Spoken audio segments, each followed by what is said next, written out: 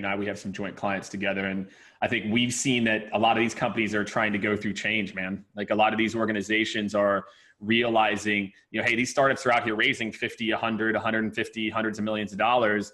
They're taking, 50, 100 million little market share here or there. And I think we're seeing a lot of these larger corporates want to go through innovation. And so for you, these companies that are trying to think about it, these larger enterprises in particular, where maybe the messaging's stale, like they've been reaching out to the same group of people. There is no land grab if you're Salesforce, right? Everyone's hit somebody up.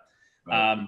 What's working, man? And you talked a little bit about that, I can't do the same thing from 2 years ago to today. So what can these companies do? What have they been doing that you feel like is something that people need to be cognizant of in terms of what's changing? How are you kind of seeing these larger players try to evolve? Yeah, the larger players, they're having a real hard time evolving because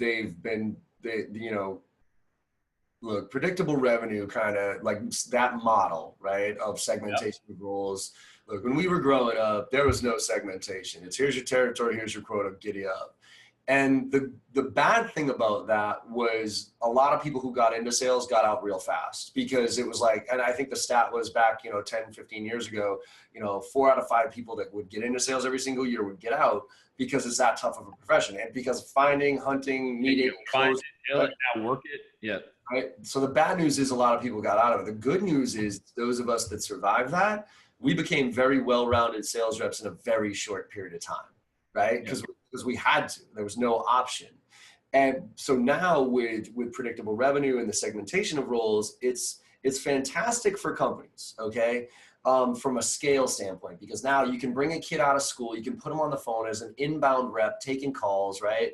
And then you flip them to an outbound making cold calls, just setting up meetings, and then you promote them to an AE where they focus on the SMB and then mid-market and enterprise.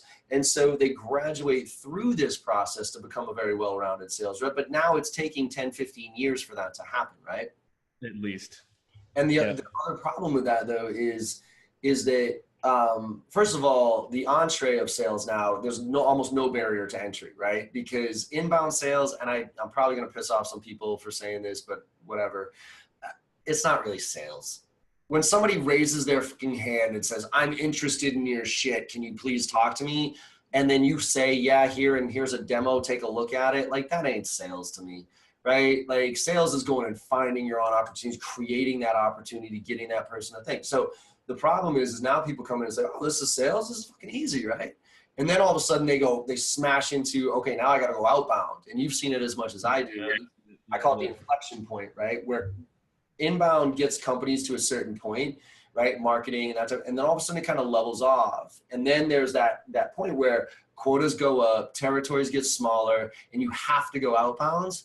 And now you're telling a kid who's been, living on inbound all day to go outbound. And that's like, whoa, I don't know about you. I watch kids, they'll chase the shittiest Gmail inbound lead you'll ever see before making one cold call to a client they've never talked to.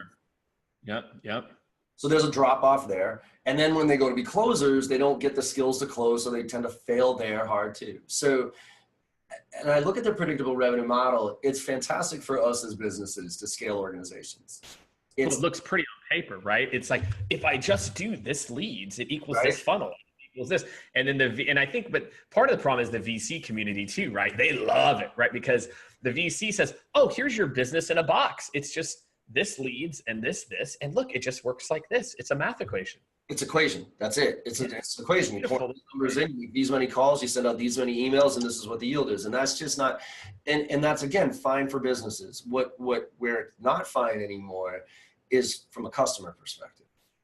And this is where it talks about evolution. And because if you think about it from a client perspective, nobody likes to get handed off 5 times before they talk to somebody who actually knows what the fuck they're talking about.